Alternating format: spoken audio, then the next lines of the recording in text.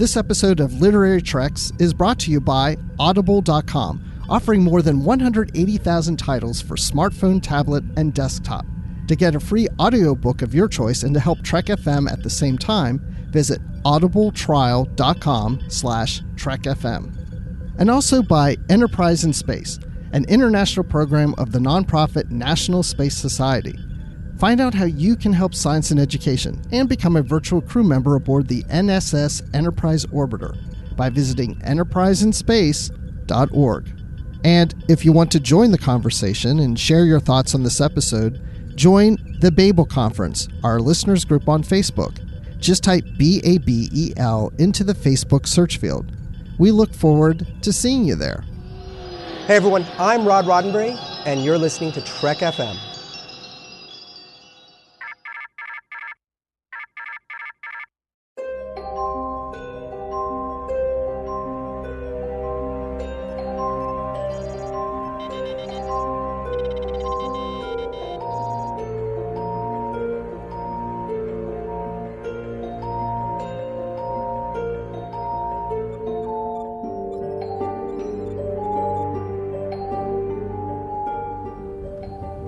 Are you taking all these books?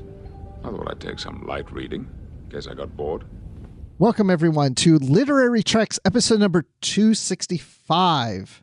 Hey, you know what? We are the official Star Trek books and comics podcast of the Trek FM network.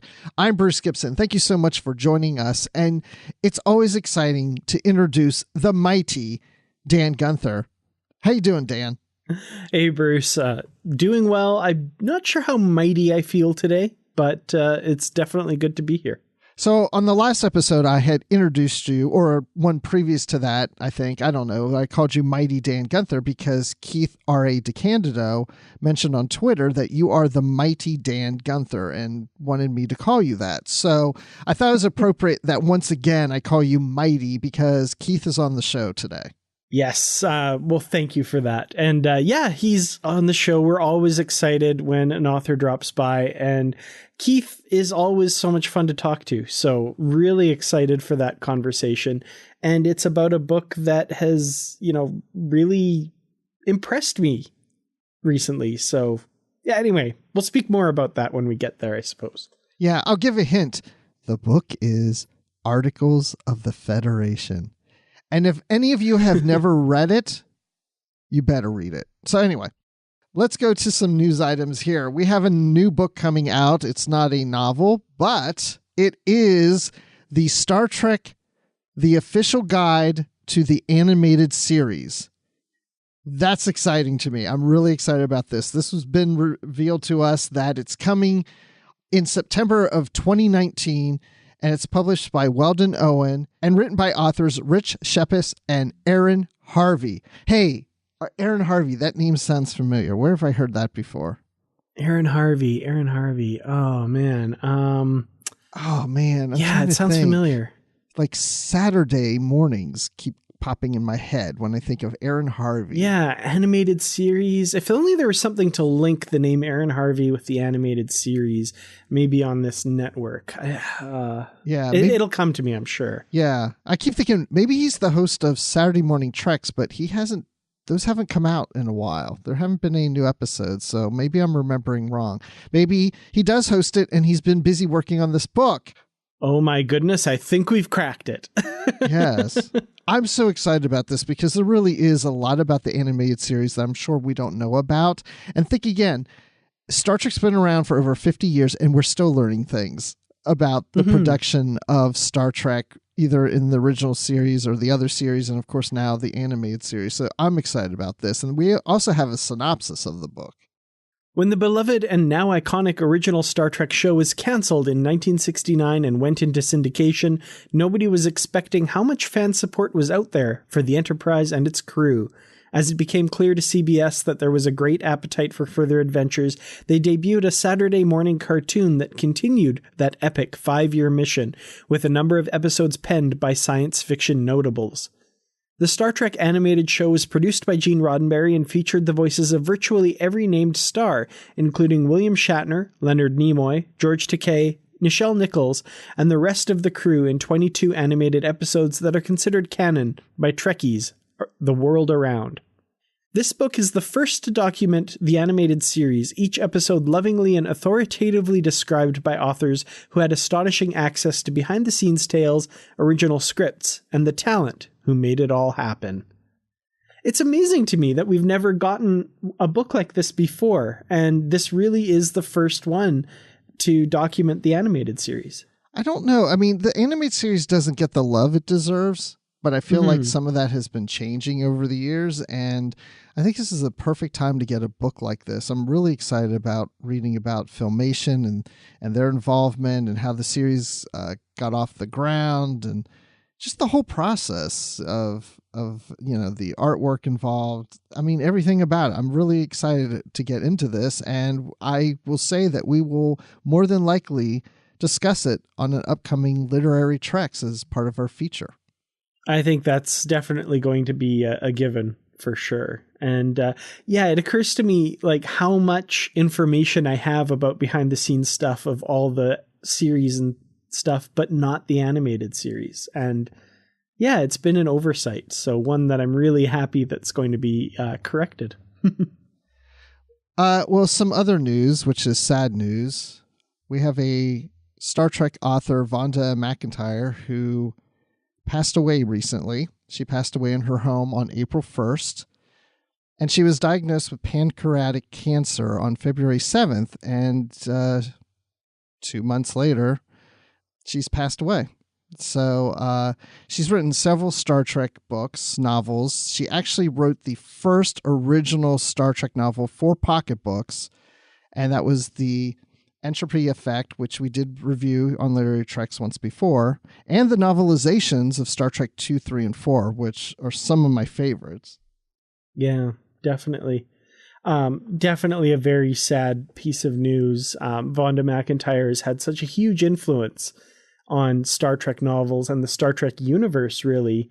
A lot of authors currently writing today have talked about how she influenced their writing and that sort of thing. So, her talent and, for me, the wonderful perspective that she brought to the Star Trek universe will definitely be missed.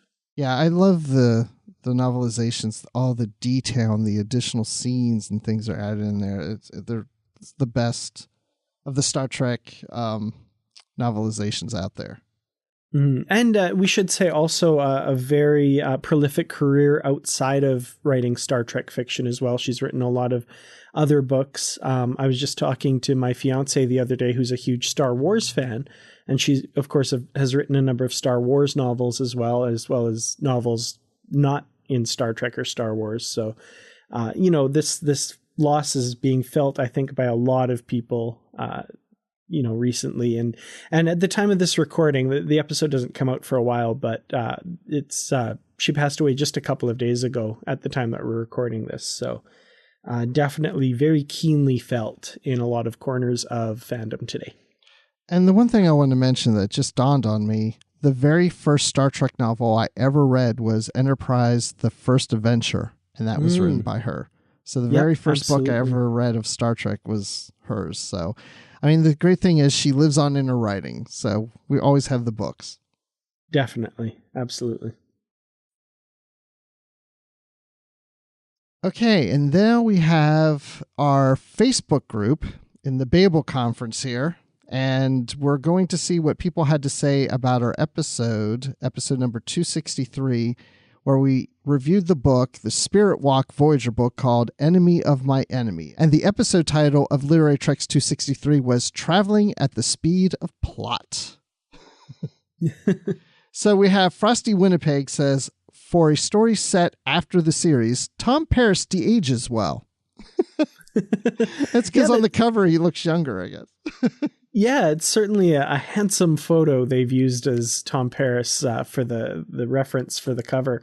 Yeah, I mean, just looks pretty good. They're back in the Federation now. They have access to modern Federation medicine. I'm sure he, just went in, had a little bit of work done. nothing wrong with that. Nothing wrong with a little vanity.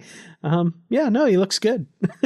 You know what? There was a woman that worked in our department a few years ago, and when she left the company, she came back to visit us about 3 weeks later, and I swear, and everybody was saying this, she looked like she had 10 years taken off of her life. I mean, it's like she looked 10 years younger, and it was just because of the lack of stress. I think that's happened to Tom. He's back home. He's out of the Delta Quadrant, looking good. Yeah, absolutely. He's just let it all go, and he's so de-stressed. I like it. Yeah. So we have a question from Janessa Ciarda, and I'm apologizing if I'm mispronouncing your name. She asks, are we going to be covering the novel Before Dishonor as well? This is a novel by Peter David, part of the Post-Nemesis Star Trek relaunch, Post-Nemesis continuity.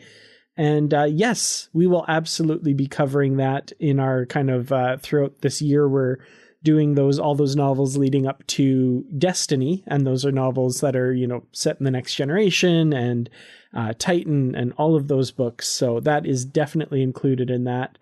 I'm looking forward to that one because there are some strong feelings about that one out there in the Star Trek universe.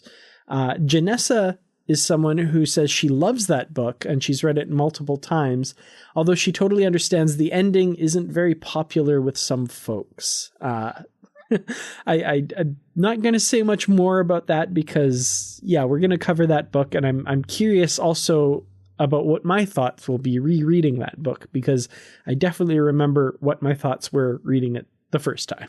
Yeah, and I know Peter David's thoughts on that book, on how it ended, and so we'll share that too on that episode. So, and then Justin Ozer says that it probably won't come as a surprise, but he actually likes this book. He still really loves this book. The first part of the Spirit Walk books, he liked that one, and he likes this one. So just as much, he loves the characters. And then he says that he thought it was a great continuation of the first novel, and he really enjoyed it throughout. It didn't bother him that he didn't have any specific sense of how much time was passing. He liked the spiritual stuff, and it didn't bother him. And he did think that Christy Golden was keeping it consistent with what he had seen on the show. He does agree that Wesley coming in suddenly was jarring and not needed, but he gives this an 8.5 out of 10 scenes with Kaz shining a mirror on Bossett's behavior. All right. Yeah. And I mean, like we said with the last episode, there are certain things in this book. And when he talks about Kaz shining a mirror on Mosette's behavior, you're pointing out one of the things that I really liked about this book. So good call there. But yeah, no, I don't think we loved this book, but it's good to see there are definitely other opinions out there. All right. So that just about does it. If you ever want to make a comment of one of our shows, just join the Babel Conference on Facebook and find the post for our episode there. And you're welcome to make a comment and we'll read it here on the show. If you don't want it read, you can just put in your comment, please don't read it on the show, and we will honor that. I promise you that. Definitely. So speaking of reading, we recently read a book, and we're going to cover it on the feature right now, and so I'm very excited. All right, so we're going to talk about Articles of the Federation. This book came out in 2005 by Keith R.A. DeCandido. And you know what? Why don't we just talk to Keith about this book? Keith, I'm going to tell you, this is a dense book. You got a lot of stuff going on in this thing. Yes. I was just like, and I read this shortly after it came out. So this was my second time reading it. And Dan, I think this was your first. This was my first time reading this book. I have never read it before. And well, spoiler alert for my opinion at the end of the show, but oh man, I think this is now one of my absolute favorite Star Trek novels. Well, thank you. Wow. I'm a West Wing fan, so it just that tickles seems to be a continuing trend, is that the people who read the book really like it, but not that many people read it in the first place, which is reflected in the sales figures, unfortunately. But, yeah, and I would think maybe some of the reason for that is it's just not your traditional Star Trek book. It doesn't have no, it isn't starship on it. And in retrospect, I wish we'd put Spock's face on the cover. Yeah. Because that would have sold more copies of the book, and he's in the book. I mean, it would have been perfectly justified to put it in there. And I wonder what happened in the alternate reality where we decided to put Leonard Nimoy's mug on the cover, and what effect that had on sales. As it is, I often refer to Articles of the Federation as the music from Big Pink of Star Trek fiction. In the late 1960s and early 1970s, there was a band that was called simply The Band. Among other things, they were the band who backed up Bob Dylan when he went electric in 1964, 65, thereabouts. And that was a very controversial thing at the time because Bob Dylan was a big folk music hero, and then he decided to be backed up by an electric band. The band that backed him up was a group that was called many things, but ultimately they were just called The Band. And they released an album in 1968, I want to say, called Music from Big Pink. It is not the most famous album in the world. The band isn't the best known band in the world. But if you ask any rock and roll musician who was working anytime after 1968, in that period, they will say that Music from Big Pink was one of the biggest influences on them. It was a hugely influential album among musicians and among like really hardcore rock and roll fans. It's one of my favorite albums as it happened. But and Articles is a lot, and in many ways the same way. It didn't light the world on fire sales-wise, although I got to say it's one of my best reviewed novels ever. But the influence it had has been tremendous. I didn't think, when I wrote it, I'd written Nan Bacco twice at that point. I wrote her election in A Time for Peace, and then I wrote Articles. I figured, she'd have there'd be the occasional throwaway reference to her after that as an Easter egg, but that would be it. And then Dave Mack decided to use her in the Destiny trilogy. And then I wrote A Singular Destiny. And then it seemed like every third novel she was turning up because everybody actually wanted to write her. And I had created a template for the Federation government that a lot of the other writers then ran with after that. So that was really cool. I did not expect that. And it was very gratifying and remains gratifying that, the office of the Federation President and the Palais de la Concorde that Dave and I started to set up in the A Time To miniseries and that I fleshed out in Articles of the Federation has now become the template for how the Federation government has been portrayed in the fiction going forward, which is very flattering. And it means a lot to me on a lot of levels, not the least of which is that Nan Bacco was based on my great-grandmother. And, So to see her be a character that so many people wanted to write, she was in like a dozen novels after Articles, and I only wrote one of them.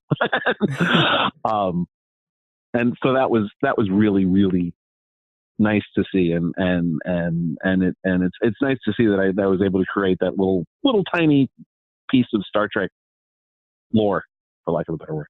Well, that's one thing I notice is going forward from these novels, it's very tempting to use this character and the whole government of the Federation because it really opens up that world. And you think of a lot of the stuff that the Enterprise does or happens on Deep Space Nine, there would have to be some repercussions or some meaning that it means for the government of the Federation as well. And I love that this really brings that aspect of it and puts it front and center here.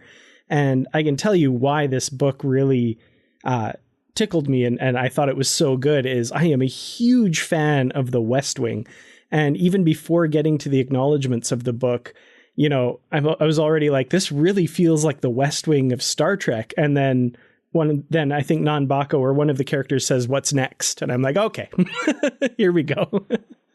The original notion for doing the book was very specifically John Ordover, who was then one of the editors at Pocket Books, walking up to me and saying, "Keith, would you like to write a Star Trek version of The West Wing?"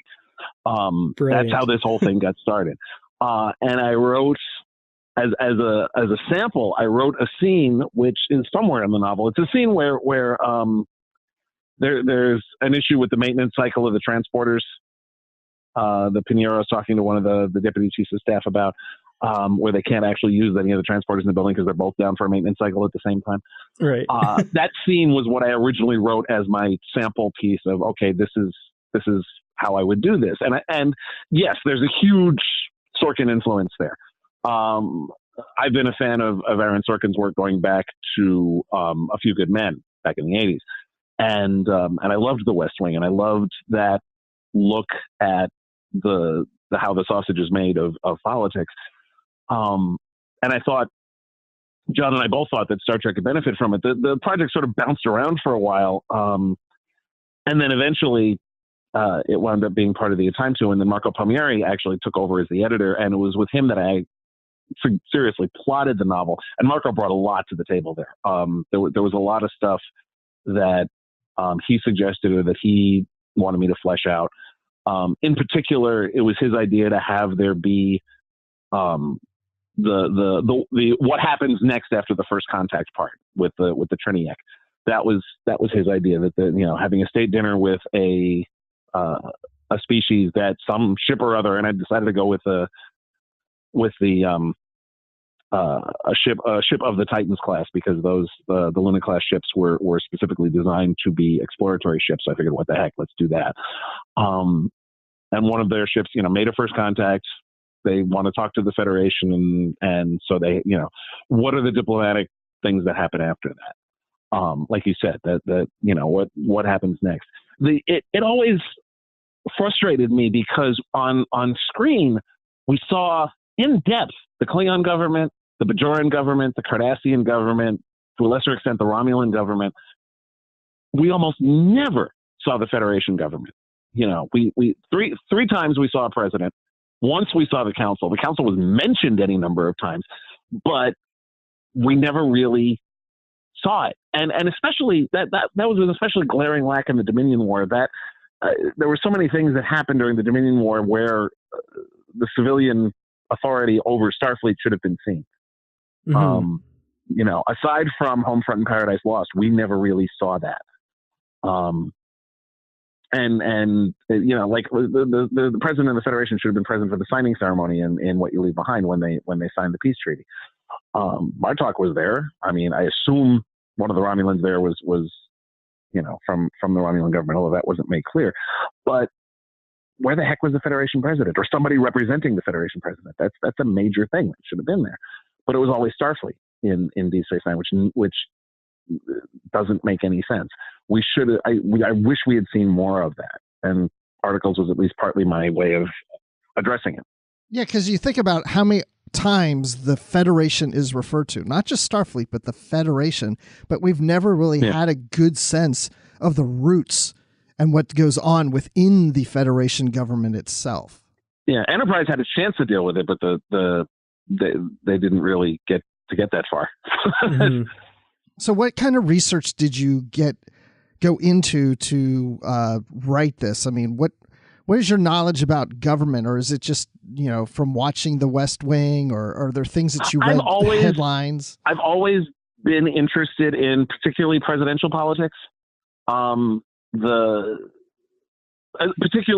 Especially elections, which was reflected more in A Time for War, Time for Peace.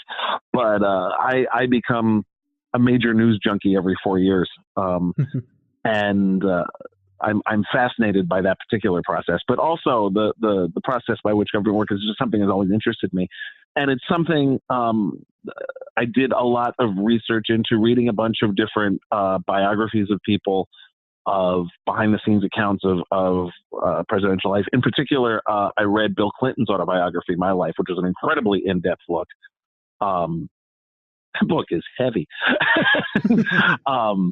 I really wish ebooks were a thing when I got that book, because that would have been so much easier to deal with. That in particular, because Clinton was a Rhodes Scholar, and it was a very thoughtful, in-depth look at the everyday life of somebody who runs a country. And that in particular was a very useful resource. But just generally, following the news and following what sorts of things, and also just looking at what life in the Federation is like. So what would that mean for government?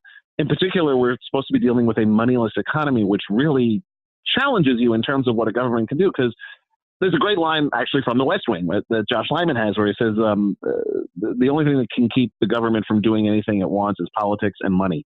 And money was taken off the table for me. I still dealt with, to some extent, resource allocation, which is still a factor.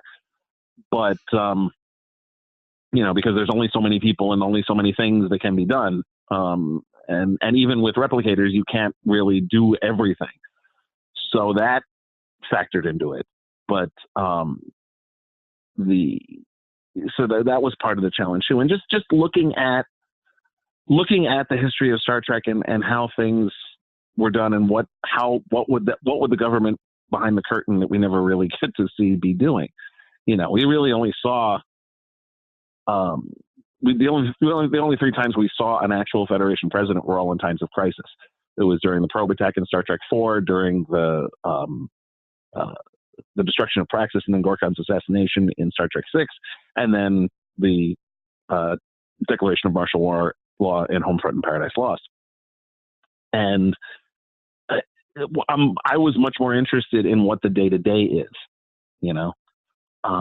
what kinds of things, how does a huge democratic government with 150 worlds in it, according to Picard in First Contact, how does that work?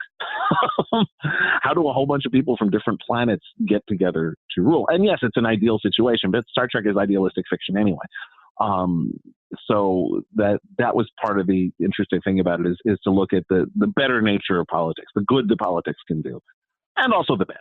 Yeah. But because there's still going to be jockeying for position, there's still going to be one person's needs over another person's needs, and particularly when you've got people representing different worlds, you're going to have the tension between what is good for the Federation and what is good for my constituency, which is something that representatives of, whether it's members of parliament in the parliamentary system or congressional representatives in something like the U.S. Congress, or whatever the local representatives of government are that have a particular set of people in a particular place that they have to answer to versus the needs of the entire country or the entire nation. And that's magnified ridiculously when you're talking about, a system that spans, multiple star systems.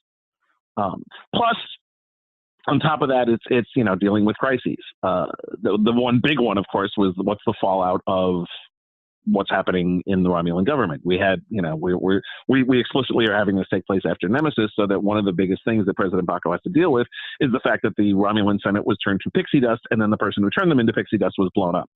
So this is a major rival power that is going through massive upheavals and what effect that has. Yeah, because that's also a follow-up to previous books. The new Titan book had come out, taking wing. We had Death in Winter, and of course, like you said, Nemesis. So those were building on what happened post-Nemesis, and you were just building onto that. And what was interesting to me about it is that we had already started to see, and we're rereading those books here on the show as we go along. So as we're seeing this, what's happening with the Romulans and the Remans, it's interesting now because we're seeing it from a different perspective, how to deal with it. We're so used to seeing the captain of a starship trying to unite a group of people together or whatever. But now we're seeing it from Earth's perspective, from a distance of how do we deal with this? How do we manage it and keep the trust of the people of the Federation in what we're doing? Exactly. And, it helped that we were all talking to each other. Marco was coordinating, several different books, and I was talking to Mike about what he was doing in Death in Winter, and I was talking with Andy and Mike about what they were doing in Taking Wing, and Marco was talking to all of us, and Margaret Clark, who was editing Death in Winter. So we made sure that we were all, copacetic with each other and on the same page. So that kind of leads me into the next topic here that I want to talk about. We mentioned how many different kind of stories and books that the story pulls from. And I was wondering if you could comment on how necessary you feel it is for readers to have read those other novels. I've read most of them personally, but there are a few references that I caught to stuff that I hadn't read, certain SCE stories, for example. And, this is one of the few novels that I hadn't read at the time, but it's actually one of the few novels that my mom has read. So she is someone who hasn't read a lot of the other books. I'd be curious to ask her, and I hadn't thought of that at the time, but, do you find that might be a little difficult for some readers, or are there enough kind of clues here? Because only about maybe only a small percentage of the stuff that happens there refers to other books.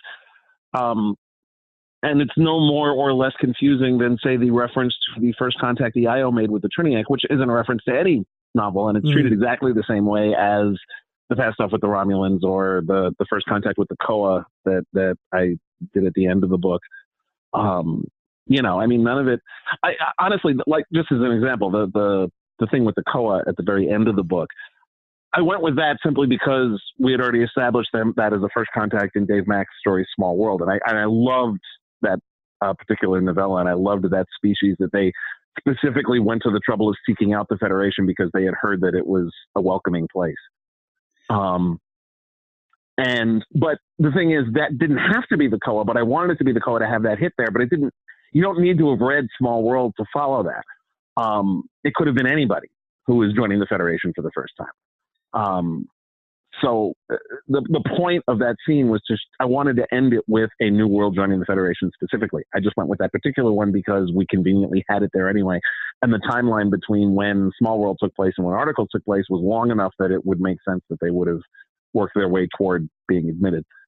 But I mean, I wouldn't have written it any differently if it was something I had just made up, rather than using what Dave did in Small World. So no, I don't.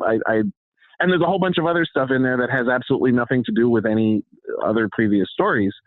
They're just there, as one of the many things going on at once. So no, I don't think I specifically wrote each story as if it was the first time this was being mentioned to anybody. The fact that there happens to have been a previous story for some of them shouldn't affect your enjoyment of the book. Well, and the kind of follow-on effect from that too that I kind of like is, I've only read probably a quarter of the SCE stories, but that made me really want to get back to it because I was like, that does sound really cool. I want to read that story. Small World is actually a really good story. It was something that Dave Mack originally pitched to Voyager way back in the 90s. And they wound up not taking the pitch, and he reworked it for the SCE, the idea of a planet in a box. And it was really cool. And it had such a really wonderful, hopeful ending. And I wanted to follow up on it in Articles because it's from the Da Vinci's perspective, it's the first contact. And this was, 5 years later. So in the timeline. So I thought that would be a good time to have him, actually joining the Federation, which is what they wanted. They literally shoved their planet into a box and sent themselves on the way to the Federation in the hopes of finding not asylum, but a new home. Yeah. So. I was totally with Kant on that. I can't believe that those reporters weren't more excited about that. That was really cool. Well, I like the Trinni when they show up to this Federation dinner.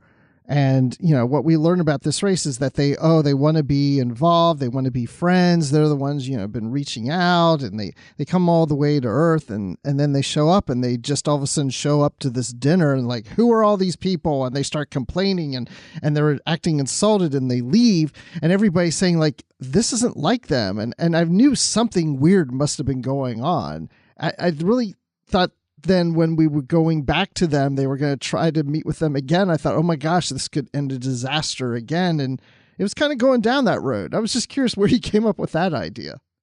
That was something me and Marco worked out. Just the idea of the types of things that happens when people from different solar systems meet up. There's going to be issues. Issues that you can't really foresee, very similar to when, people, on a planet travel to a new hemisphere or a new continent that they've never been to, and have all sorts of issues with, strange diseases that they would never encounter in their home, or food that turns out to be poisonous to them that they've never seen before, stuff like that, on a much larger scale, obviously. But that's the sort of thing that can happen. We wanted there to be some sort of conflict, where something had gone horribly wrong with the first contact that seemed perfectly fine, and that a problem that would need to be fixed. Well, one thing this novel features is a huge cast of characters. And Bruce and I were talking before we started. We'd kind of started to catalog all of the characters and then realized there's just so many of them and so many interesting and cool members of, the president's cabinet and her staff and different counselors and that sort of stuff. So I was wondering if you could maybe tell us about some of your favorite characters that you got to write in this novel. This is going to sound pretty pathetic that we wimp out at listing all the characters, but yet you had to write them all. Yeah. I had a spreadsheet.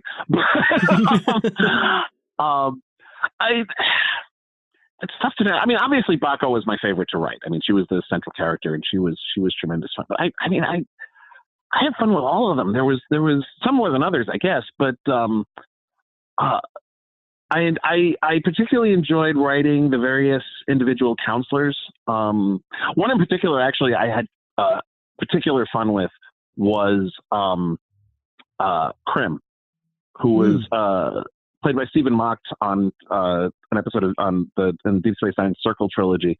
Mm-hmm.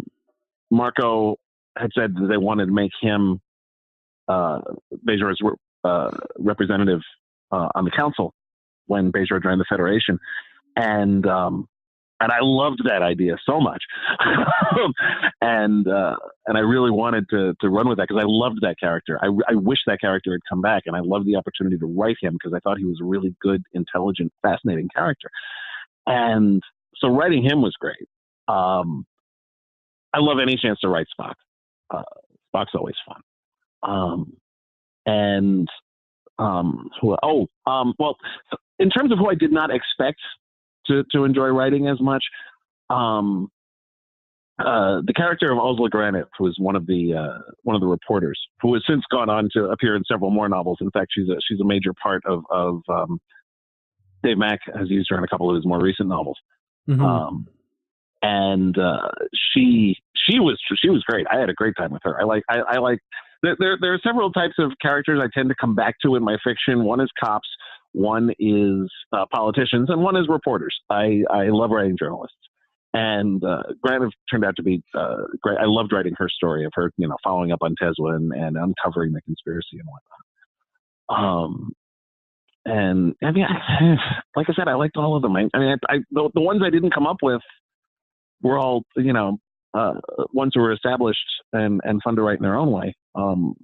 But two more that I particularly liked were Telatric and Matthew Massabuco, who were the representatives of Earth and Vulcan. Vulcan mm-hmm. being Telatric being from Vulcan. I had created her in an earlier novel. I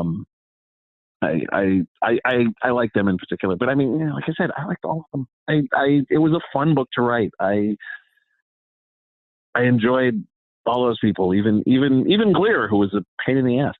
Although I didn't create him, Dave Mack created him in the In Time 2 series. I just got to run with him being a jackass.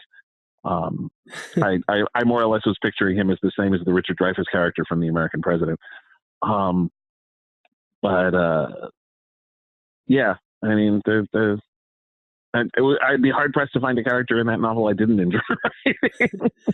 I like the idea of their floor fights on the council being legendary. And I loved seeing that from the character's perspective, like, oh, here comes Glear, he's taking the floor. Okay.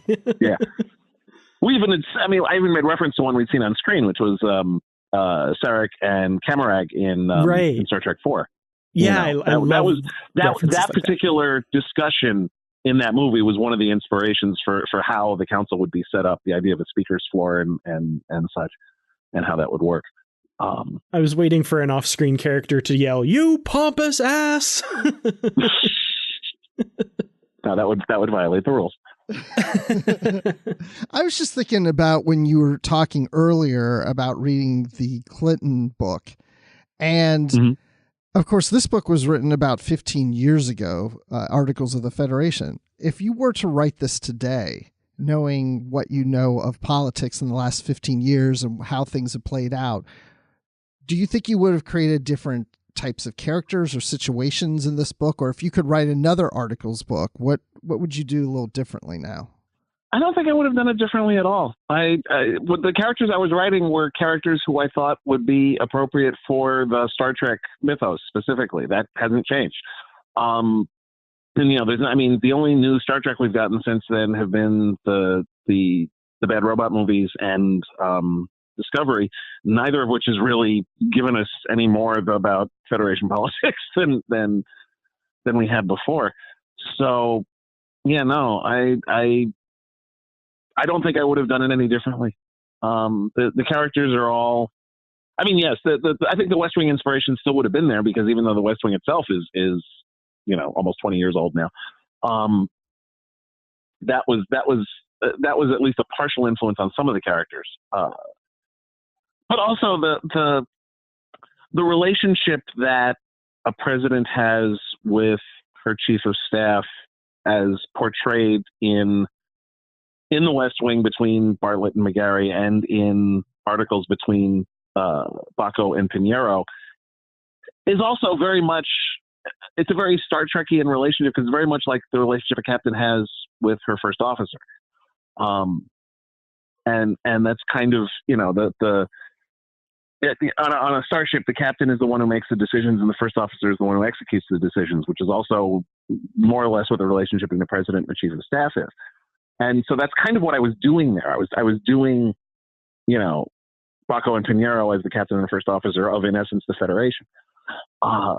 So, yeah, that still would have been there. That relationship, I think, would not have been any different. I wrote that novel when George W. Bush was president of the United States. So, the fact that, I wrote it when we had a really terrible president, and if I wrote it now, I'd be writing it when we had a really terrible president. So, I don't think it would have changed anything in how I wrote it. No. I have to say, I treated this novel kind of the same way as I treat The West Wing, which is kind of like a bit of a balm to soothe me a bit over, well, I mean, that's what presidential stuff. Like I said before, Star Trek is idealistic fiction. It's not supposed to be realistic. It's supposed to be hopeful, and supposed to be, in essence, utopian fiction. It's not, it's not, I mean, I'd love it if that's how the future was going to turn out, but it's not bloody likely. But it's something that's worth aspiring to. And so, yes, it's going to be an idealized version of politics, but it's an idealized version of humanity too. And an idealized version of the future. And there's nothing wrong with that. That's it's something that's worth, it's worth wanting and worth aspiring to.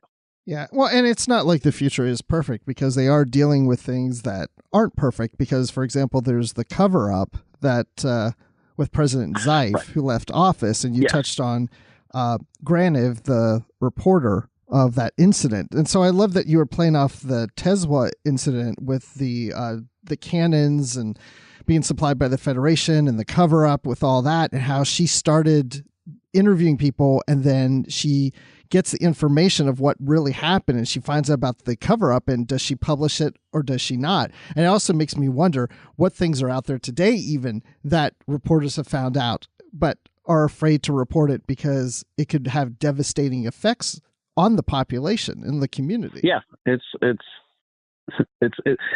freedom of the press means the press is free to say whatever they want, but it does not free them from the consequences of what they write. And that's every writer makes a decision, not just what to write, but what not to write. And that's true of fiction writers, and it's true of journalists, and it's true of nonfiction writers. You're always making a decision there. And the advantage of freedom of the press is that you're not being forced to make that decision one way or the other. And that's why I wanted to emphasize in there that, that the government, again, idealized government, was not going to stop her.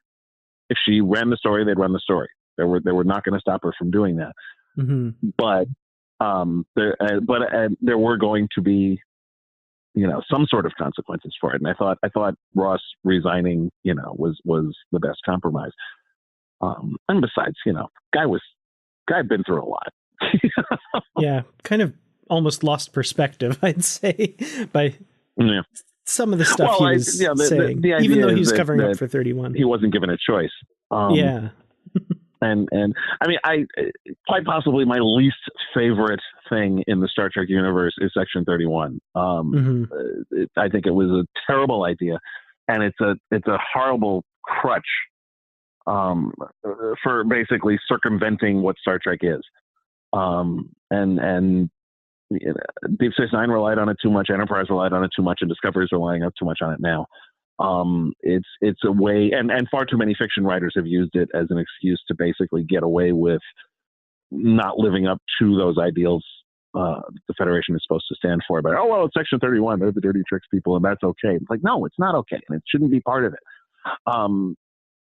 But we're stuck with it. So, and since we were stuck with it, and since I wanted to follow up on, what happened in A Time to Heal, and which has further been followed up on since then in Dave Mack's Section 31 novels, with Graniff being part of it.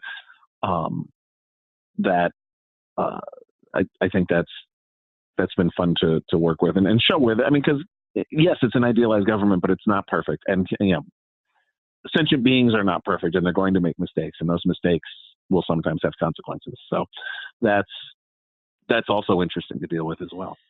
Another aspect of the story that I found interesting, and specifically I found it interesting because of kind of the effects that it has and what it says about media and that sort of thing, was the Reman Asylum story. We have this ship full of Remans who were supporters of Shinzon, kind of seeking asylum, supposedly, in the Federation.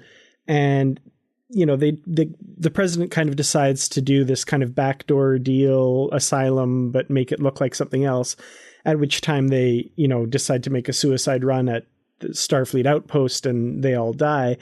And specifically what this story was what was interesting about this story to me was we have this recurring, basically current events program, illuminating the City of Light. And I love the idea of talking heads in the Federation. And I really wish we had seen this in shows or in movies more, because everybody has these different spins that they're putting on this story, just like you'd see on, a cable news show today. And, how this incident makes the president look, even though, 99% of it was completely out of her hands. But, still we're going to blame her for this. We're going to say it's all her fault. And other people are going to say, no, she had nothing to do with it, and all this kind of stuff. And I just wanted you to talk a bit about, bringing that kind of very modern feeling of media into the Star Trek universe a bit. We very rarely see the Star Trek universe from the point of view of civilians. Deep Space Nine came closest, but even then, it was all still basically the military. And even the civilians that we had there we saw them in terms of their interactions with Starfleet and with the Bajoran militia in the case of Deep Space Nine. And any other civilians we've seen have been one-offs. They've been scientists, and again, we're seeing them through the Starfleet lens. It's a much bigger Federation, and having the news programs, and not just the news programs, but the people who were watching the news programs was an attempt to just sort of show the larger tapestry of life in the Federation. That was going to be my next. I loved all those little glimpses into the people watching these programs. And they're arguing with each other and that sort of thing. I love that. Exactly.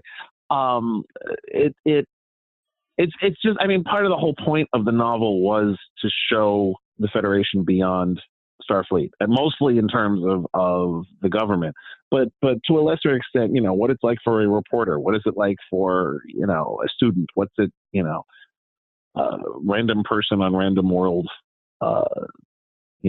wanting to keep up with current events. It was a little too much like late 20th and early 21st century news programs, which probably will make the book look dated 25 years from now.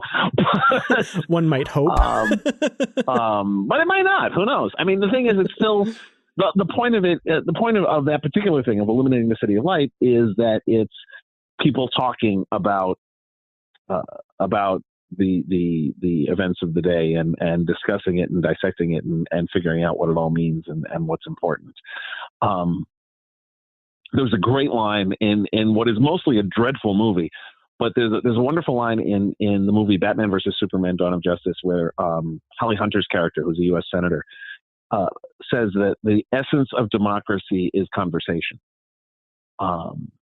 That, you know, we talk about things and we discuss them and we exchange ideas back and forth and come to a consensus based on that, not just unilateral decision making, but conversations, talking to each other. And that's and journalism and that type of panel discussion is part of that. Is talking about things and figuring out what it all means, you know. Yeah, one of the other things is the Aligar, where there was this trade agreement with them during a time of war, and as Bacco's like, you know, I don't care really what the excuse is. We use war for excuses for times, but this planet has 90% of its population used as slave. They're enslaved in this planet, and so the idea is she's deciding we're not going to renew because there really isn't anything significant that they're trading with that they need to keep things going. But again, this is another political thing that she has to deal with.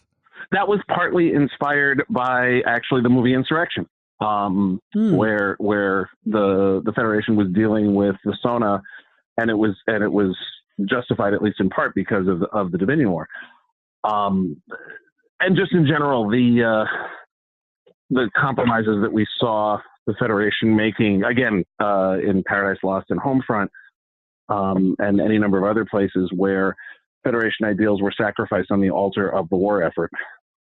And I just thought it would be worth exploring, you know, because it's once you open that door, it's really hard to close it again. Just as one example, the proliferation of things like drone strikes that we're seeing in the U.S. now, which is something that has been continued despite its, you know, it was something that was originally, you know, developed to fight the war on terror, but has been used far beyond that. And this is something that really, you know, should be examined and hasn't been nearly enough. That something, you know, for that matter, the use of atomic weapons in World War II, which, you know, the next several decades were people living in fear of that happening again. So that's what inspired that in particular, is the idea that, you know, the stuff you do once you've actually broken the dam, once you've actually squeezed the toothpaste out of the tube, getting it back in is very difficult. And we are, you know, we already saw on Deep Space Nine and in Insurrection where the Federation was willing to compromise its ideals because they were fighting a war, but the war is over. You know, war's been over for, you know, at this point five years. It's really time to get back to being the Federation again. Well, another aspect of this novel that kind of caught my eye and piqued my interest a bit was this kind of negotiation between Bacco and Martok with regards to people doing scientific research. And there's kind of a back and forth because Martok, they don't like the Mizarians, who we know from the episode Allegiance, were, you know, these people that bent over for any dictator who came along and, you know, would surrender to them. And I was wondering what kind of inspired that story, because it seemed familiar to me somehow, but I couldn't figure out exactly what the inspiration might have been. It's inspired by a lot of cases where government groups have not worked with, or private groups have not worked with certain think tank or group of experts because of a belief they have. You know, we won't work with them because they're not Christian enough. You know, we won't work with them because they're too Christian. We won't work with them because they have gay people. We won't work with them because they believe in creation science. You know, but there's good and bad there. But the whole idea that and oftentimes it's because of a belief that they have that has absolutely nothing to do with the subject under discussion. But because there's this ideological difference, it keeps them from working together. And so, you know, we won't work with this soup kitchen because they're Muslims, you know, which is stupid because they're still feeding people, something like that. So that's what I was going for there, was sort of a Klingon version of that. And of course, you know, there's nothing Klingons would hate more than people who surrender. So So that's what I was going for there. That sort of tension which you do see periodically. I also like the storyline with Bacco helping with the negotiation of water rights with the Carrion or the Carrion and the Deltans. Yes. Was ever established previously that the Deltans had water issues? No, that was just something I needed. I needed some sort of the conflict between the Deltans and the Carrions was previously established in other novels, and I just wanted to play with it, and I just used water reclamation rights because that's something that would be an issue. There wasn't anything in particular that inspired it. I just wanted there to be some sort of source of conflict, so there it was. I kind of like that scene because it's mediating a conflict between, and I guess they're not two Federation members. Carrion isn't a member of the Federation, but the kind of ultimatum that's issued there in the meeting room, I felt, it just felt like Bacco to me. Like it was just so perfectly in character for her. And like I said, I hadn't read this novel before, but I've read, basically all the novels that follow it. So I love this character, and to have this novel focused mostly on her was just so great. And I'm really sad it took me this long to read it. Hey, better late than never. I would like her in real life to be a president, but I think I'd also like her to be running the company I'm at. And just kind of telling people off. And for all that she was inspired by my great-grandmother, my great-grandmother's not the only influence. There's three other people, one fictional, two not, who went into the development of the character. The fictional one, obviously, is Josiah Bartlett. There's a lot of Jed Bartlett in her. But there's two other women who in particular influenced him. One, a journalist named Molly Ivins, who was from Texas. Great journalist. She was the one who first nicknamed George W. Bush as Shrub. She did a lot more good things than that, but that's probably what she wound up being most famous for. She referred to him as that when he was governor of Texas. And the other is another woman from Texas, actually, Ann Richards, who was another previous Texas governor, who gave a magnificent speech, the keynote speech at the Democratic National Convention in 1988. I want to say 88. It was either 88 or 92. I forget. It was one of the two times that George H.W. Bush ran for president. It was a phenomenal speech, and she was a woman who did not take any crap at all. And all four of those personas were all kind of mushed together. I can so see that into President Bacco. Yeah. And trust me, if you'd met my great grandmother, you would have seen it too. Because damn, my great grandmother came to the United States from Italy as a teenager in the early part of the 20th century. She moved out. She came into Philadelphia and then went out to rural western Pennsylvania, out in a town called East Brady, which is in the heart of at the time it was the heart of limestone country. So limestone mining was like where a lot of immigrants went there to work the mines. And she proceeded to have 10 kids between 1923 and 1946.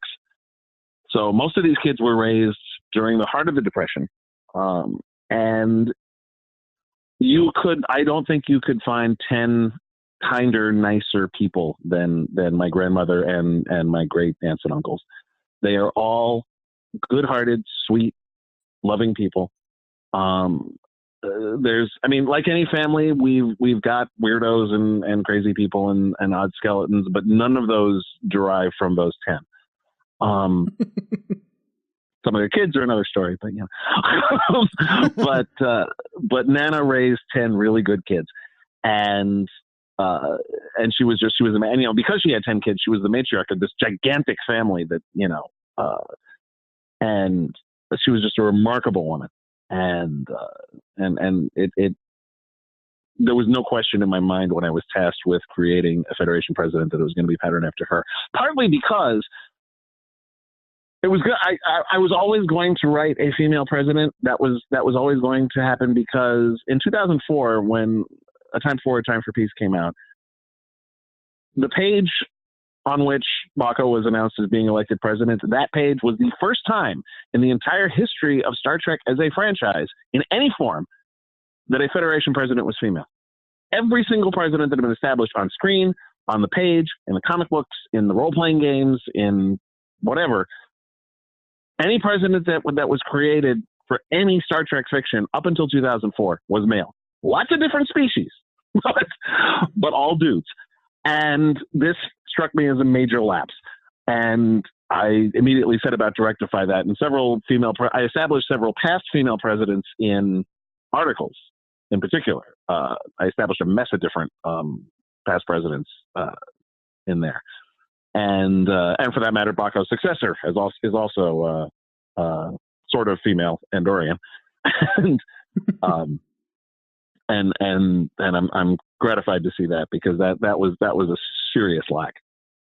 Yeah, I noticed there's an appendix in the back that you list of the past presidents, and I saw that there were some in there that came from other sources and some that you invented on your own. Like you're saying, you added more female presidents, so we have a history of that going on. But that's a nice little addition. Unfortunately, I was one I was unable to include because it wasn't established on screen until after I turned in the manuscript, was Jonathan Archer, because I'd already turned in the book, and it was in the midst of being printed when In a Mirror Darkly came out and revealed that Jonathan Archer was one of the early Federation presidents. I would have been happy to include him there if the timing had worked. Yeah.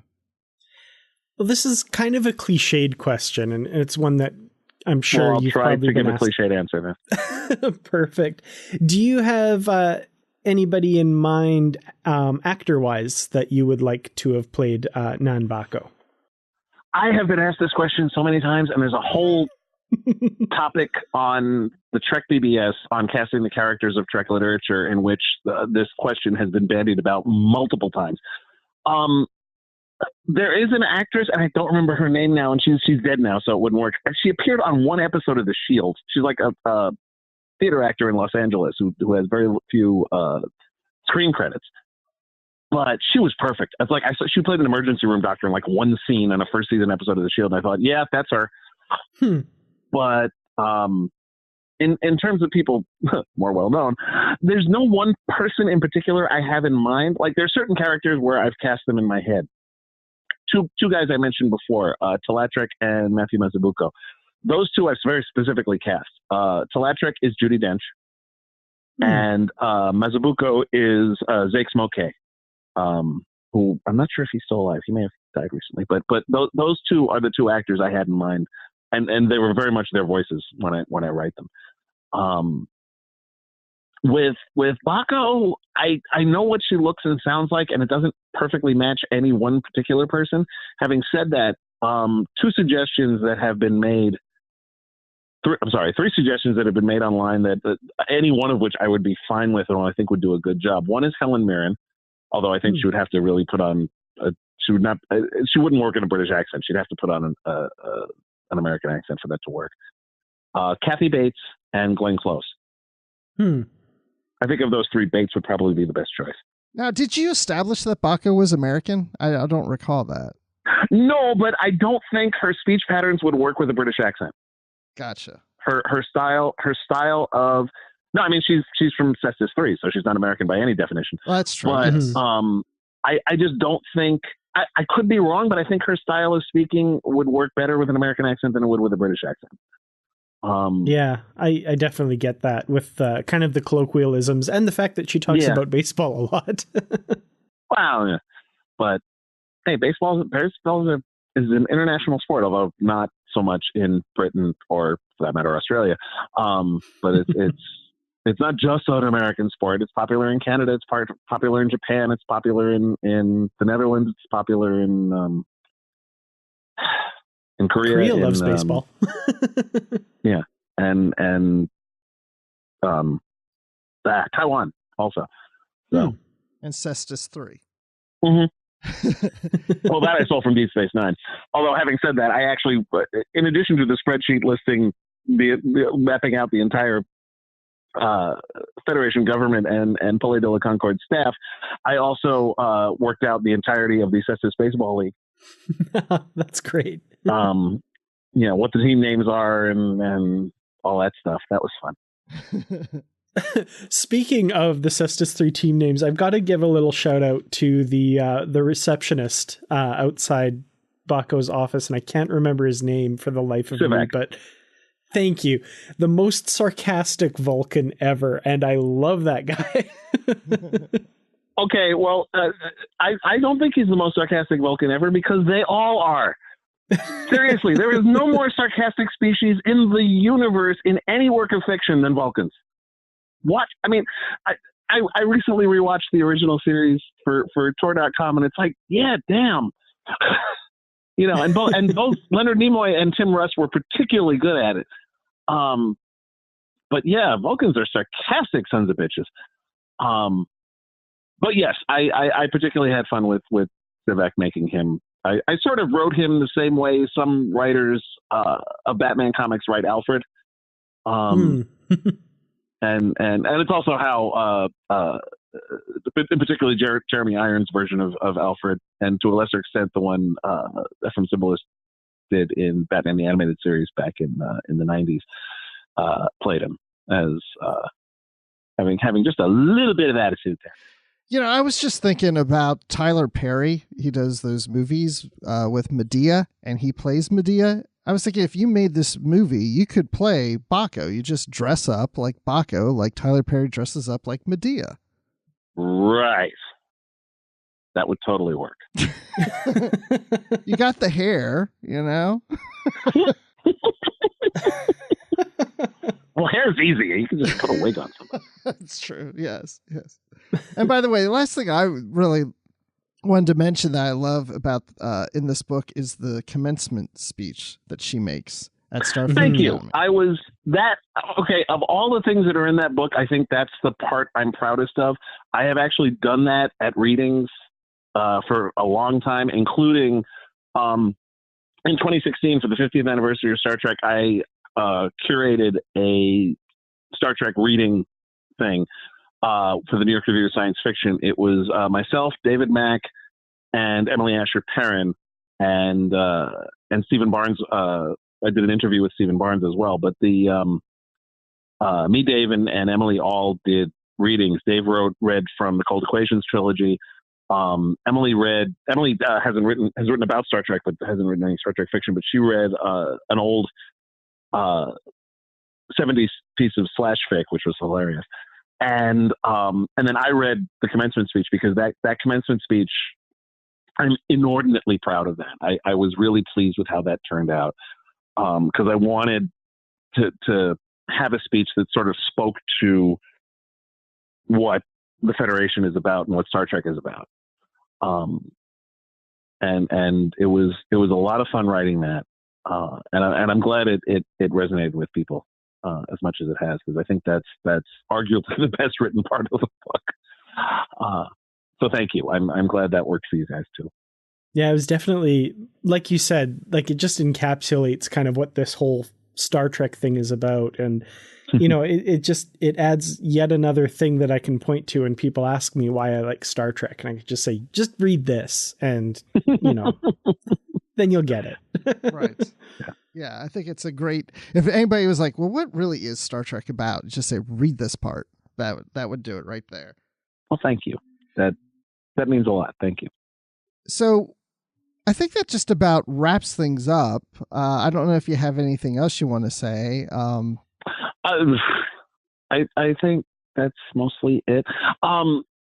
It was a fun exercise to, work on all the different elements of it and have a book that takes place over the course of an entire year too.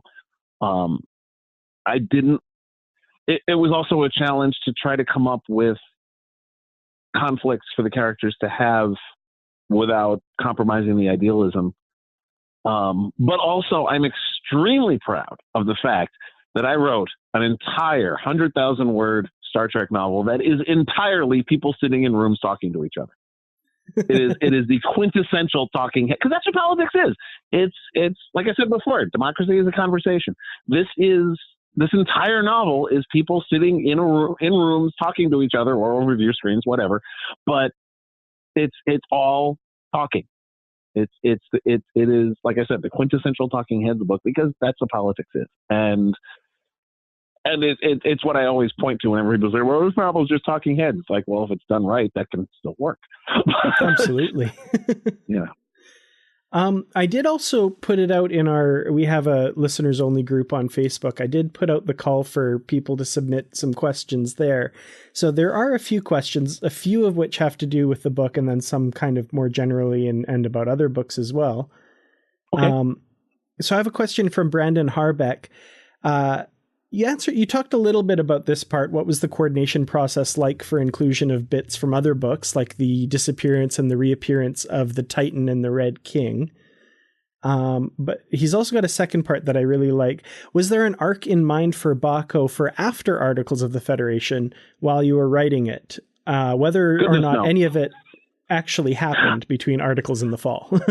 I had I didn't think anybody, I figured this was going to be a one shot. Maybe if it did well, I might do a sequel, but I didn't really have anything specific in mind. Like I said, I didn't think we'd ever really see her in depth again after that. That all changed when Dave emailed me one day and said, hey, I want to use Nan Bacco in the Destiny trilogy. And I said, all right. And Dave ran every single scene she was in by me, and he absolutely nailed it. I made very few changes to what he originally wrote. He captured her voice perfectly. I was really pleased and impressed and gratified. And honestly, I mean, for all that I created her and had her in A Time for Peace also, it's Dave putting her in the Destiny trilogy that really made her into a recurring character at that point. And certainly that was a lot. Well, no, I don't want to say that, because I mean, yes, Destiny sold ridiculous amount of copies, so there were a lot of people for whom that was their first exposure to her. But she did also first appear in A Time for Peace, which was also a very popular book, and which is still in print. It amazes me and gratifies me also. I mean, the Time 2 series came out in 2004. So it's 15 years old. Those books are still in print. They're still read. They're still talked about. And that blows my mind, frankly. But the Destiny trilogy also is it was an even bigger hit. And that was only 4 years later, and that's still, talked about and reprinted and such. So it's still very much in the popular consciousness. So but no, I didn't have an arc in mind, because like I said, I thought that would be it. And then she wound up becoming this recurring character. So there was definitely no arc in mind, because it was basically just a case of using her when the plot called for a president. So yeah, it just sort of happened. Perfect. Well, Patrick Carlin has a question, speaking of Destiny, about your follow-up book, A Singular Destiny. And I have to agree with his comment here. He really enjoyed it, especially the character of Sonek Pran. And he was wondering if you were planning on including the character in future Trek projects that you would have had the opportunity to write. I would have loved to have included both Bacco and Pran in future Star Trek books, except there have been no future Star Trek books because I haven't done any new ones. The right after when A Singular Destiny came out is also when that was also when Marco Palmieri was laid off, and then all of a sudden nobody at Simon & Schuster was interested in talking to me anymore, and that still has been the case 10 years later. And it's life of me, I don't know why. Having said that, that's not I said this before, it's not unusual. When there's an editorial regime change, some writers wind up being left out in the cold, and others wind up suddenly getting more work. Editors have people they prefer to work with, and the current editors don't prefer to work with me. Nobody else has shown any interest in using Pran. He's the type of character that you can use or not use as you see fit. The character of Pran in particular is a character I've been wanting to do for a long time. I wanted to write a character, and I thought Star Trek in particular was the perfect place for this. A character whose superpower, in essence, is talking to people and talking people into things. He has absolutely no special skills at all beyond that. He's just a good talker. He is good at getting people not convincing people to do things, but convincing people to see the right point of view. And that's really all he's capable of. I'd written a character like that for a fanfic thing I did online way back in like the early 90s, where we were all supposed to do versions of ourselves with some kind of special ability. And what I did for myself was that, the ability to just talk to people. And that was what Pran was supposed to be. So he's, a character that could still be used. And who knows, maybe, someday Simon & Schuster will decide, hey, maybe that DeCandido guy should write another book. We'll see.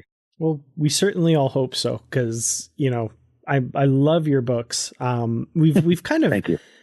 Done a big swath of them recently, just because this was kind of the period we're in right now was a real height for your books here. And it's been a lot of fun to revisit these.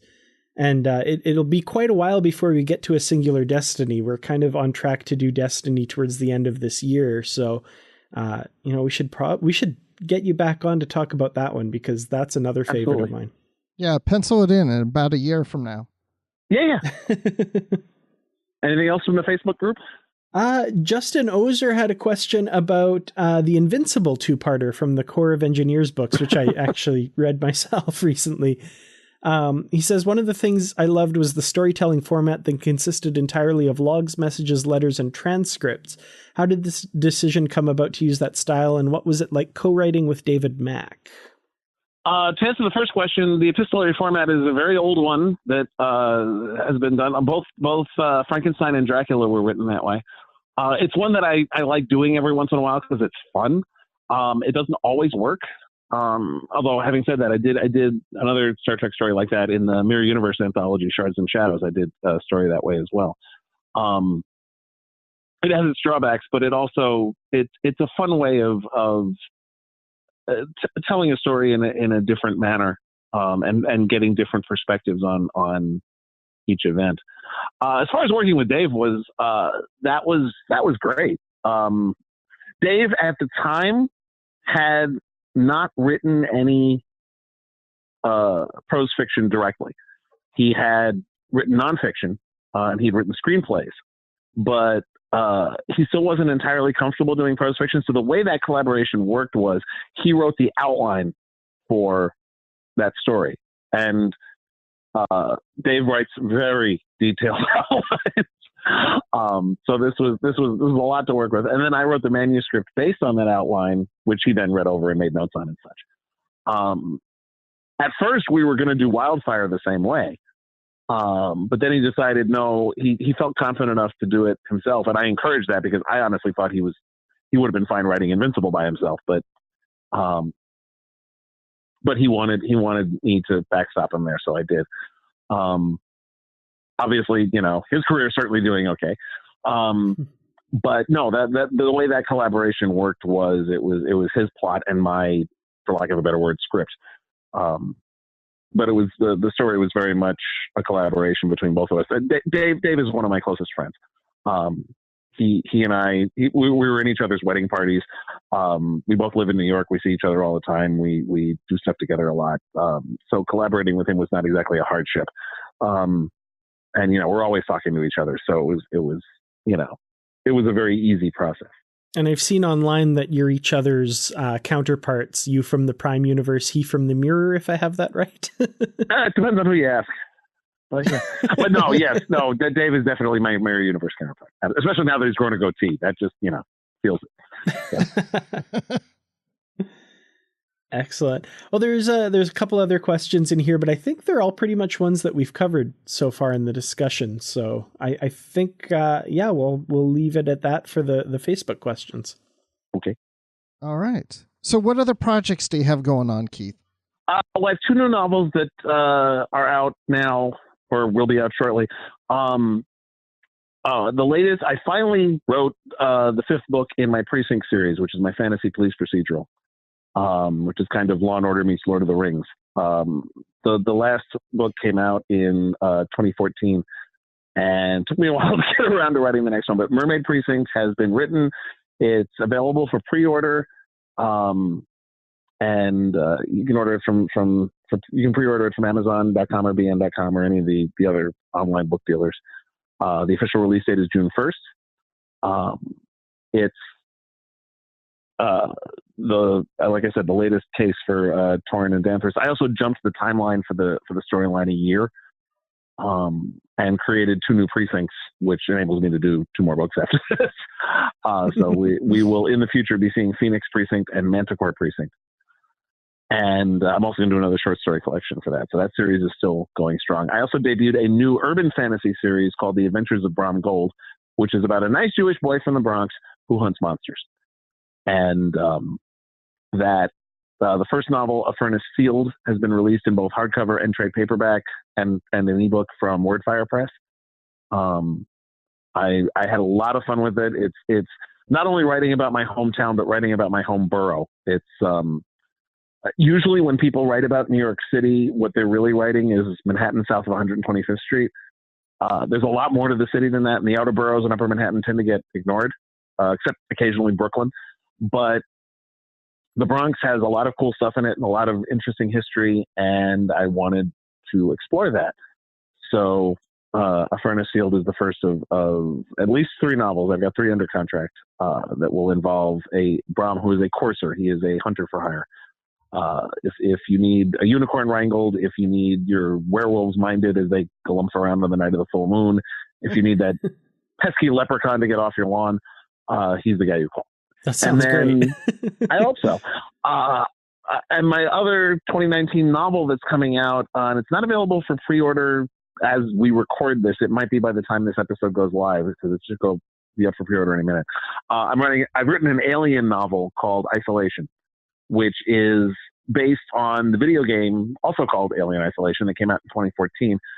It's the video game involves Ellen Ripley's daughter, Amanda, so it takes place between the first 2 Alien movies, between Alien and Aliens.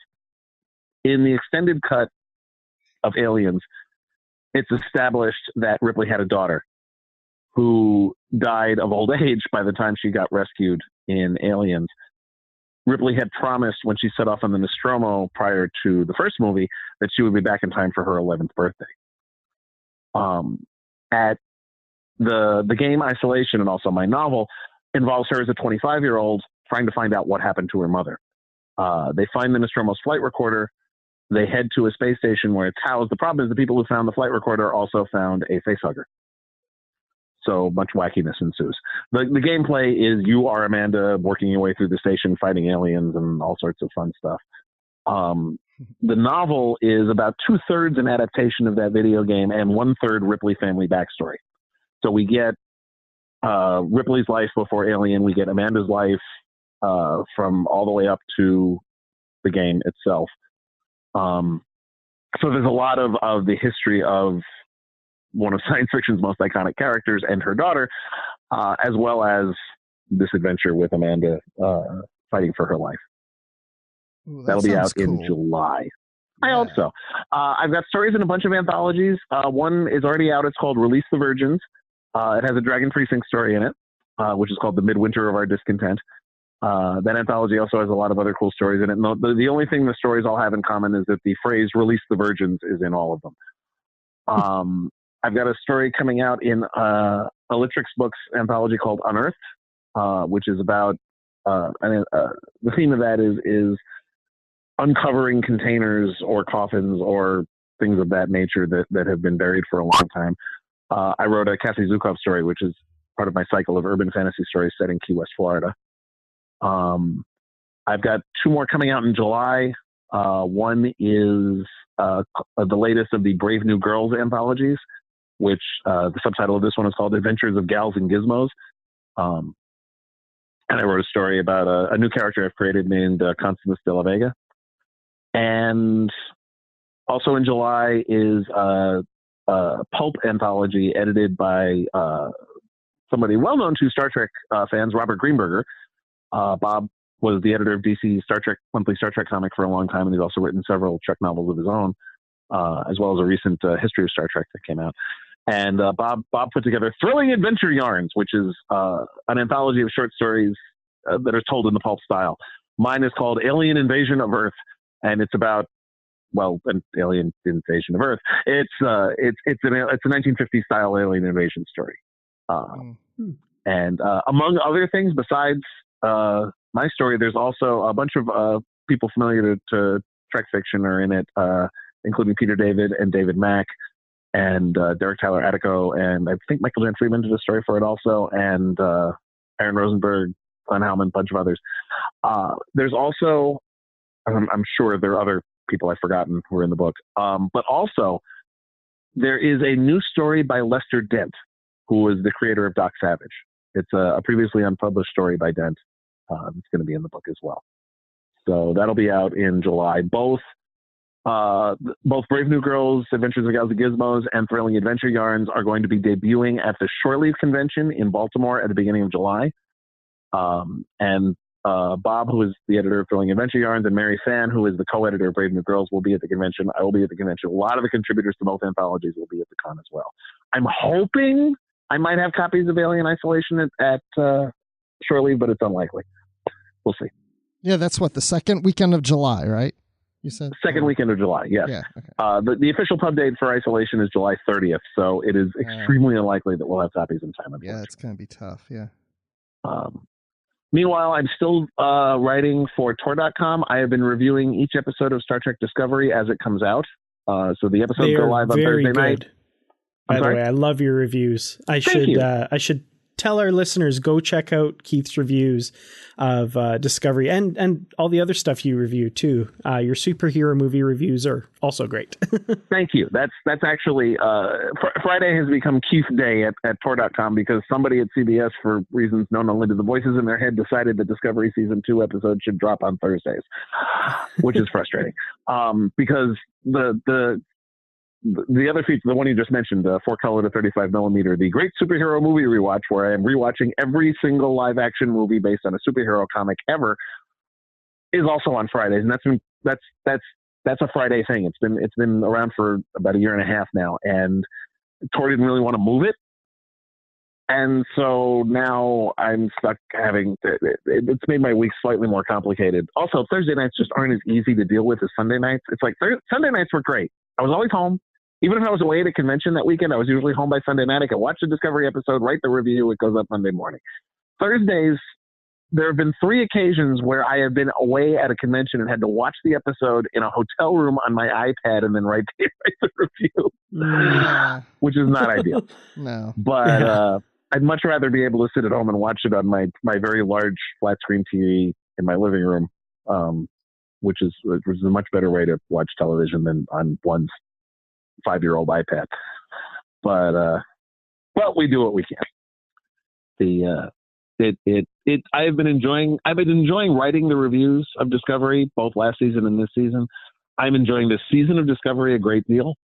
I'll be curious to see where they actually bring it all, because there's a lot of balls juggling in the air right now. But in particular, what this season of Discovery has done for me is something that I never would have believed possible, which is make me want a Captain Pike on the Enterprise series. Because Anson Mount is just killing it as Pike, and Ethan Peck is doing likewise as Spock. They're both, and Rebecca Romijn is number 1 would just be icing on the cake, and I need to have that show now.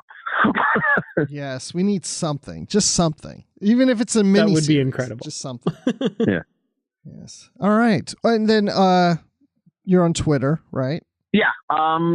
If you go to my website at DeCandido.net, that has links to my entire online footprint. There's links there to my Facebook fan page. There's links to my Twitter feed, which is at Kradec, Kradec. I'm on Instagram.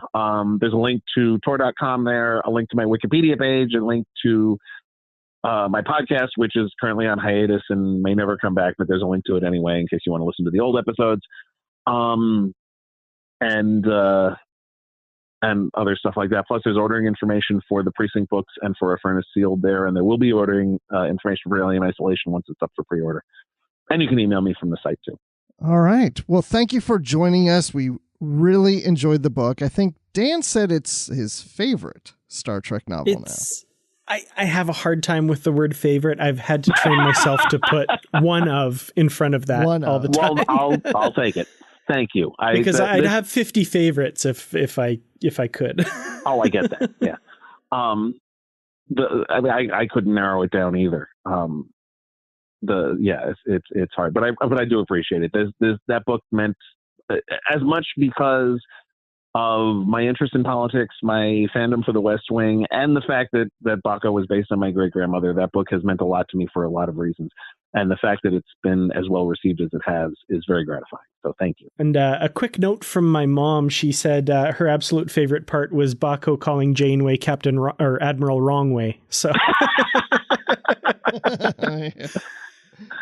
Well, thank her for that. Yes. I will, absolutely. Yeah. You know, one thing that we didn't ask Keith, and I wish I had asked him when he was here, is who exactly at CBS Studios we call to get Keith appointed as showrunner for a series that has the same format as Articles of the Federation, because I would kill for an Articles of the Federation West Wing style television show set in the Star Trek universe. And I realized by saying I would kill for it, I'm really going against Star Trek's philosophy, but I stand by that. Well, at the rate that they're releasing different Star Trek series at this point, it just may happen because CBS All Access seems to be looking for more things all the time. At least, well, I don't know if this would work, but I was going to say at least a short treks, but you really couldn't do justice on a short treks, but you could do one short treks episode that does show the Federation government and have a brief little story in that. But it wouldn't be the same as the series. If that's all we could get, I'd be on board for that, because I've always said like a show about the Federation government and that sort of thing, dealing with crises coming up. Like I've always thought that was a really cool idea. And after reading this book, it's just like, I'm going to go out and start campaigning for this now. I want it. Well, it's been fun talking about campaigning for a Star Trek West Wing show, but it's not the only thing we've been discussing on the network, so here's a quick look at some of the other things you may have missed elsewhere on Trek FM. Previously on Trek.fm, The Edge, a Star Trek Discovery podcast. He's like, oh, we can't be vague, and he's like, I'm not doing it. Is that vague enough for you? Yeah. That was so great. I know.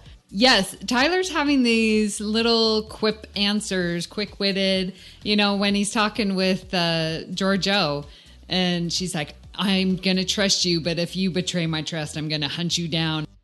Literary Treks. And we have the USS Titan, and they're going so far as to make modifications to people's quarters and the different living arrangements to account for various alien physiologies and all that sort of thing. Because not only do we have just a diversity of alien species, we have a diversity of people who aren't even humanoid, which I think is a really cool thing. And something, you can do that in a book at the time more easily than you could on television, for sure.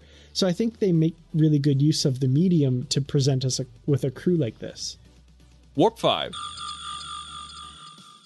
Because he had a near-death experience, he's now all of a sudden upset that T'Pol won't admit her feelings for him. Right. And look, I can understand how the near-death experience triggers that, but the payoff of him asking to leave should have happened 3 episodes from now. Yes, he should be grown up enough. Earl Grey. I mean, of course, the difference with Geordi and Data is that they're regular characters and they're in almost every episode. So there's more of that potential for interaction, and Guinan isn't in it as many. And I know it wouldn't have been as possible at the time, but I can dream about the next generation starting with Guinan being like a regular there every week.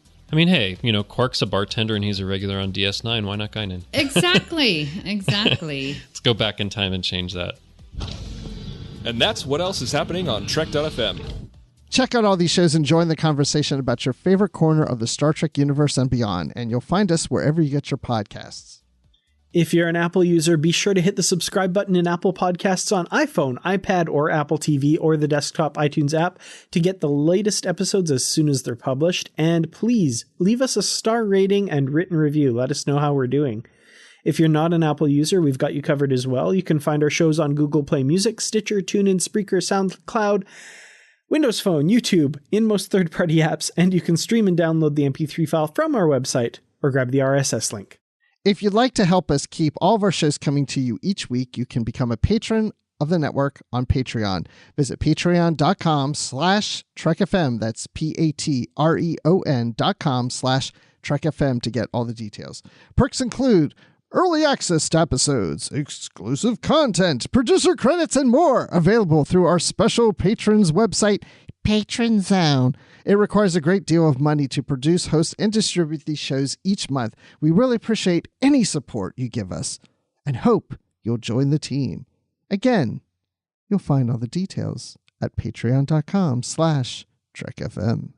We'd also love to hear your thoughts on today's show, and there are many ways for you to do that. The best place to join the larger conversation is the Babel Conference. That's our listeners group on Facebook.